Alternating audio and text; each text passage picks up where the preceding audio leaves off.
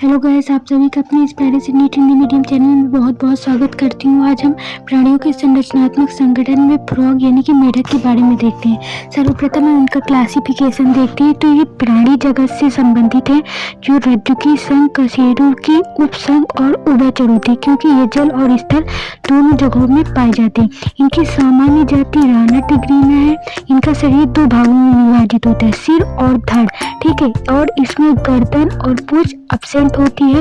ये असंतापी होती है। अधिक गर्मी और अधिक सर्दियों में ये बिल या गड्ढों में चले जाते हैं, जो कि ग्रीष्म निष्क्रियता और शीत निष्क्रियता दिखाते हैं, क्योंकि ये असंतापी है। इनकी त्वचा आर्द्र और नमी युक्त होती है, जिसमें श्लेष्मा पाया जाता है। ये श्लेष्मा के कारण फिसलनी सतह होती है, क्योंकि इनको पकड़ने पर ये फिसल जाते हैं। और ये त्वचा के माध्यम से ही श्वसन भी करते हैं, क्योंकि इसमें गैसों के विनिमय के लिए माध्यम होता है। और ये गर्मी में अगर इनकी त्वचा नमी युक्त नहीं रह पाती या सूख जाती है, तो ये गैसों का विनिमय नहीं कर पाती, जिससे इनकी मृत्यु भी हो सकती है।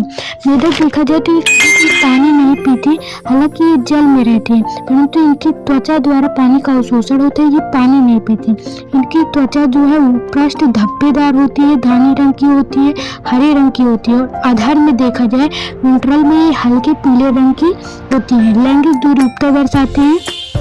जो नर मेढक है उनके वाक कोष में होता है, वाक कोष से टर टर की आवाज आती है, जो मादा को अपनी ओर अट्रैक्ट करते हैं। और इनके अग्रभाग फोर लिम्स में 4 अंगुलियां होती हैं, जिनमें से एक उंगली थोड़ी सी मोटी होती है, जिसे कैपुलेटरी पैड या मेथुनांग कहते हैं। ये क्या करती है? निषेचन में मादा को पकड़ने में सहायता करती है, ठीक है। पश्चपाद में इनकी 5 अंगुलियां होती है, बड़ी होती है, मांसल युक्त होती है, जो चलने, कूदने, तैरने और बिल को खोदने में सहायक होती है। ये मिमिक्री यानी अनुहरण दर्शाते हैं, जो कि शिकारियों से छुपने में मदद करते हैं। और इनमें छद्म आवरण की क्षमता होती है, क्योंकि शत्रु से बचने के लिए अपने आप को रंग में परिवर्तित कर लेते हैं, ठीक है। आइए अब इसके आगे देखते हैं। अब मेढक में परिसंचरण तंत्र सर्कुलेटरी सिस्टम को देखते हैं। तो इनका जो हृदय होता है वो बंद प्रकार का होता है। इनमें बंद प्रकार का परिसंचरण तंत्र होता है। इनके हृदय में रक्त वाहिनियां होती हैं, जो रक्त लसिका से मिलकर बनी होती है। इनके लसिका तंत्र में लसिका, लसिका वाहिनी, लसिकांग उपस्थित होते हैं। इनका हृदय पेशी जनक होता है, पेशियों से कंट्रोल होता है, यानी मायोजेनिक होता है। 3 कोष्ठीय हृदय पाया जाता है। इनमें सिरा कोटर शंकुधमनी होती है। अगर इनमें देखा जाए तो किस प्रकार का सर्कुलेशन होता है, तो इनकी जो सिरा कोटर है वहां से डीऑक्सीजनेटेड रक्त दाएं अलिंद में आता है, दाएं अलिंद से नीले में जाता है। और जो बाएं अलिंद है वहां से ऑक्सीजनेटेड रक्त आता है, जो नीले में जाता है।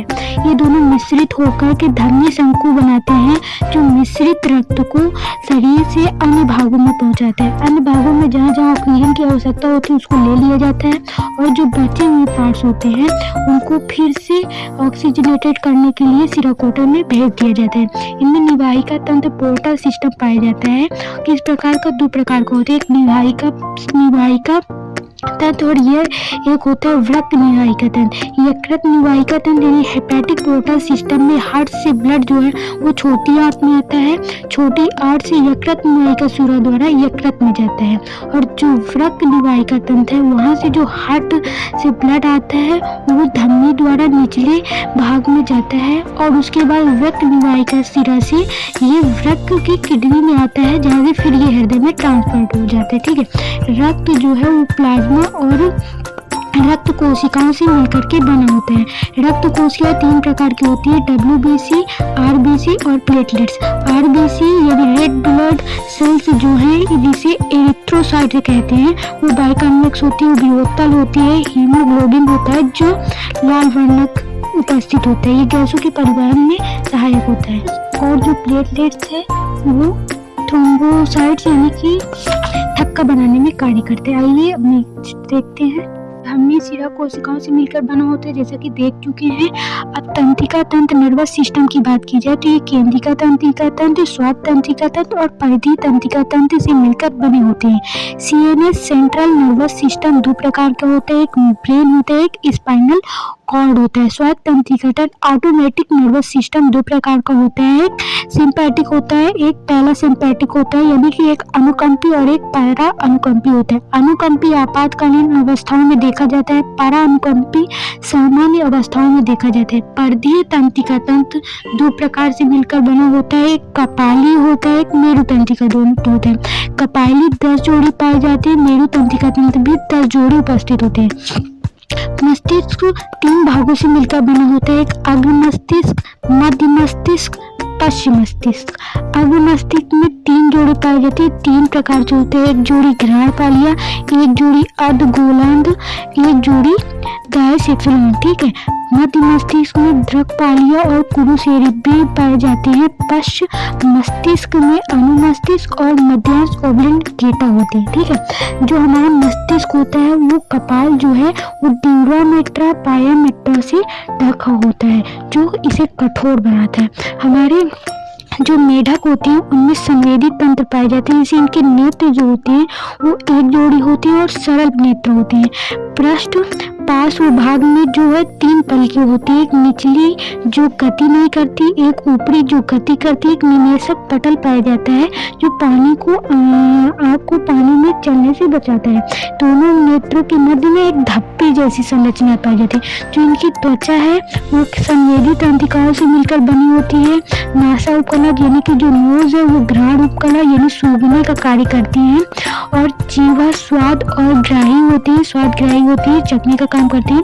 कान जो है वो एक प्रकार का कान इनमें अनुपस्थित होता है। देख लिया जाए तो कान पल्लव नहीं पाए जाते। इनका जो बाह्य कर्ण है वो प्रदर्शित करता है मध्य व आंतरिक कर्ण को। इनका कान जो है वो सुनने और संतुलन बनाए रखने का काम करता है। ठीक है, संतुलन बनाए रखने का काम करते हैं। अब आगे देखते हैं इनमें पाचन 2 प्रकार से होते हैं, एक आहार नाल में, एक पाचन ग्रंथियों में। जो इनका मुख द्वार है वो मुख गुहा से ग्रसनी में जाता है। मुख गुहा में भोजन में जीभ जो है वो 2 पालित होती है, बाइलोप्ड टंग होती है जो अग्र बाइलोप्ड यानी कि आगे से जुड़ी हुई होती है। उसके बाद ये ग्रसनी में जाती है, ग्रसनी से ग्रसिका में जाती है जहाँ गर्दन अनुपस्थित होने के कारण ये छोटी हो जाती है। अमाशय में जाती है, अमाशय से छोटी आंत में जाती है, छोटी आंत से मलाशय, और मलाशय से अवस्कर से होती है, अवस्कर द्वार में जाती है। इनमें पाचक ग्रंथियां देखा जाए तो ये अमाशय जो है जिसमें जठर ग्रंथियां उपस्थित होती हैं। इसमें जठर रस का स्त्रावण होता है जो श्लेष्मा कोशिकाएं HCl और पेप्सिनोजन से पेप्सिन को बनाती हैं। ये पेप्सिनोजन निष्क्रिय अवस्था में होता है जो HCl की उपस्थिति में सक्रिय अवस्था में जाकर प्रोटीन का पाचन करके पेप्सिन को बनाता है। श्लेष्मा कोशिकाओं में श्लेष्मा पाया जाता है। अब यकृत के बारे में समझते हैं। तो जो यकृत होता है वो पित्त रस यानी एंजाइम अनुपस्थित होता है इनमें। इसमें पित्त लवण पाया जाता है जो वसा का पारसीकरण कहते हैं। पित्त वर्णक बाइल पिगमेंट्स जो है बिलिरुबिन और बिलिरुबिन का बनाता है, और अग्नाशय से अग्नाशी रस यानी पैंक्रियाज से पैंक्रियाटिक जूस निकलता है जो निष्क्रिय ट्रिप्सिनोजन को ट्रिप्सिन में बदल देता है। ठीक है। इनमें जो छोटी आंत होती है उनमें आंतरिक रस निकलता है जो पूर्ण पाचन के लिए एंजाइम उपस्थित कराता है। इनका मेढक जो है वो मांसा हो रही है इसलिए इनका आहार नाल जो होता है वो लंबा होता है, और जो यकृत है यकृत से वायु व दाएं यकृत नलिकाएं निकलती हैं। ठीक है। और पित्त रस निकलता है, सिस्टिक नलिकाएं उपस्थित होती है, छोटी आंत होती है, सामान्य यकृत से अग्नाशी रस निकलता है। छोटी आंत में पित्त रस, अग्नाशी रस, आंतरिक रस होता है जो पाचन का संपूर्ण बातचीत करता है। ठीक है। सूक्ष्म अंकुर भी पाए जाते हैं छोटी आंत में जो अवशोषण के लिए क्षेत्रफल को बढ़ा देते हैं जिससे आसानी से विसरण हो सके। श्वसन तंत्र की बात करते हैं रेस्पिरेटरी सिस्टम की मेढकों में, तो ये त्वचा द्वारा श्वसन करते हैं क्योंकि इनकी त्वचा नम होती है, श्लेष्मा युक्त होती है। जल, थल और गड्ढों में ये त्वचा द्वारा श्वसन करते हैं। मुख द्वारा श्वसन जमीन आंशिक रूप से करते हैं, जल द्वारा करते हैं, और इनके जो फेफड़े होते हैं उसके द्वारा थल पर करते हैं। इनके फेफड़े लंबे अंडाकार होते हैं, गुलाबी रंग के होते हैं, थैली नुमा संरचना के होते हैं। वक्ष भाग में अधर में उपस्थित होते हैं। बाह्य नासा छिद्र जो है इनका नासा कक्ष में, आंतरिक नासा में खुलता है नासा कक्ष, और आंतरिक नासा से मुख ग्रसनी गुहा से होते हुए फेफड़ों में जाता है। इस प्रकार से होता है। अब इनमें उत्सर्जन तंत्र की बात की जाए तो इसमें एक जोड़ी वृक्क, एक जोड़ी मूत्र यानी एक जोड़ी यूरिनरी ब्लैडर और एक अवस्कर होता है। पीछे की ओर इनका जो वृक्क है वो गहरे लाल रंग का सीम के आकार का वक्ष के कसोरी दंड के दोनों ओर पीछे साइड में उपस्थित होता है। यूरेट्रा और क्लोका होते हैं, यूरिनरी ब्लैडर होते हैं, क्लोका ओपनिंग होते हैं।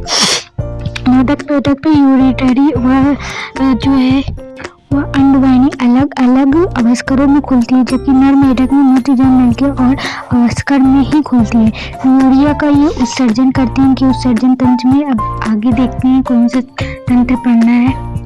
अब इसमें जनन तंत्र रिप्रोडक्शन सिस्टम देखते हैं, जिसमें सर्वप्रथम नर जनन तंत्र देते हैं। इनमें वृषण जो है, वृषण में शुक्राणुओं का निर्माण होता है जो 10 से 12 शुक्रवाहिकाओं में जाता है। ये शुक्रवाहिकाओं से होकर के बीडर नलिका में जाता है, बीडर नलिका से मूत्रजन नलिका में, और वहां से अवस्कर में, अवस्कर द्वारा से शुक्राणु को निकाल दिया जाता है, निकल जाते हैं। फिर उसके बाद मादा जनन तंत्र में देखते हैं तो जो अंडाशय है वो अंडाणु से अंडवाहिनियों में जाता है, वहाँ से अवस्कर में, अवस्कर द्वारा पानी में निकाल दिया जाता है। इनमें बाह्य निषेचन होता है, टैडपोल अवस्था देखी जाती है। यदि इसमें टैडपोल अवस्था न हो तो ये कभी भी वयस्क नहीं होते। इनमें 2000 से 3000 अंडाणु निकलते हैं। मेढक का महत्व भी होता है क्योंकि परिस्थिति में खाद्य श्रृंखला व जाल में एक महत्वपूर्ण भूमिका निभाते हैं। किसान के लिए दोस्त होते हैं और कई देशों में इनका उपयोग खाने के लिए किया जाता है। मेढक के उपयोग के बारे में देख लिए। ये जो चैप्टर था प्राणियों में संरचनात्मक संगठन, उसमें मेढक का जो पार्ट है उसको 1 शॉट के सहायता से कंप्लीट कर लिए। चैनल को लाइक, सब्सक्राइब, शेयर जरूर किए। Thank you so much.